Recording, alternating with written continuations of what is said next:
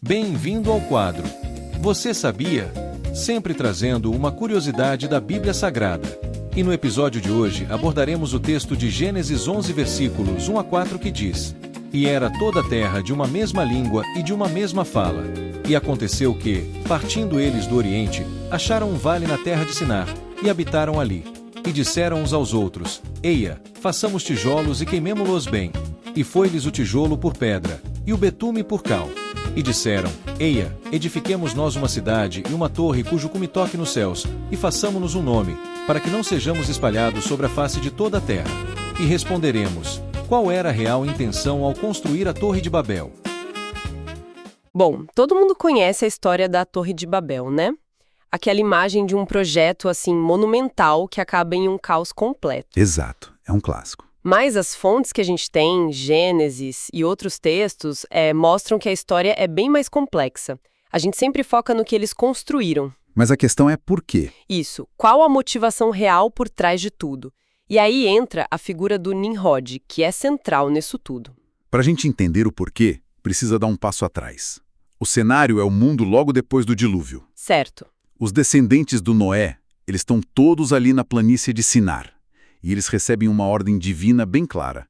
Se espalhem, povoem a terra. E eles? Não fazem isso. Pelo contrário, eles se recusam, decidem ficar todos juntos. Mas essa desobediência me parece estranha. Eles acabaram de ser salvos de uma catástrofe global. Não era só tipo rebeldia, né? Tinha algo mais. Tinha sim. É um ótimo ponto. O medo era palpável. As fontes sugerem que eles achavam que, se ficassem separados, ficariam mais vulneráveis. Vulneráveis a Deus. Exato. Que Deus poderia destruí-los de novo, só que com mais facilidade. Havia uma desconfiança, uma ideia de que eles sobreviveram por mérito próprio, sabe? E não por uma graça divina. Então a ordem de se espalhar soava como uma armadilha para eles. Perfeito.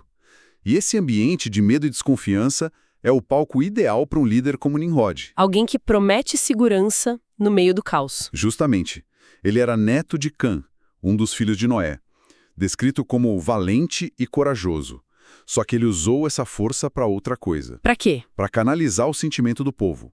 Ele os convenceu a desprezar a Deus, a acreditar que a sorte deles vinha do valor deles mesmos. Entendi o cenário. Mas quais eram as motivações dele, do Nimrod? Era só um oportunista querendo poder? Bom, as fontes mostram que era uma mistura. Por um lado, a ambição política é muito clara. Ele queria governar. Sim, o texto diz que ele aspirava ao governo. A torre seria o símbolo dessa unidade, um projeto para centralizar o poder todo nele e não em Deus. Faz sentido. Criar uma capital, um poder centralizado. Mas e a torre? Por que construir algo tão alto? Não era só simbólico, então? Tinha uma função bem prática, que se conecta com aquele medo. Nimrod se apresenta como protetor. Como assim? Ele promete construir uma torre tão alta, mas tão alta, que se Deus mandasse outro dilúvio, a água não os alcançaria. Uau! Era uma pólice de seguro contra Deus? E mais do que isso, as fontes também falam em vingança. A torre seria um jeito de vingar a morte dos antepassados no primeiro dilúvio.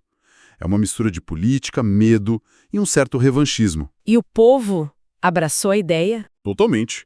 Eles começaram a construção com um fervor incrível. Usaram tijolos, betume, para garantir que fosse super resistente. E aí vem a intervenção divina. Isso. Mas o curioso é que não foi outro dilúvio, nada de destruição. Foi algo muito mais cirúrgico. A confusão das línguas. Exato. A língua única que todos falavam se multiplicou em várias. Ninguém mais se entendia. A comunicação virou um caos e o projeto, claro, parou. Por isso o nome Babel, que em hebraico significa confusão.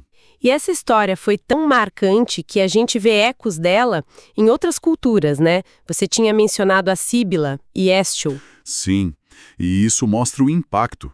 Textos gregos, como os da Síbila, também falam de uma torre gigante e da confusão de línguas imposta por deuses. Não foi uma história que ficou isolada.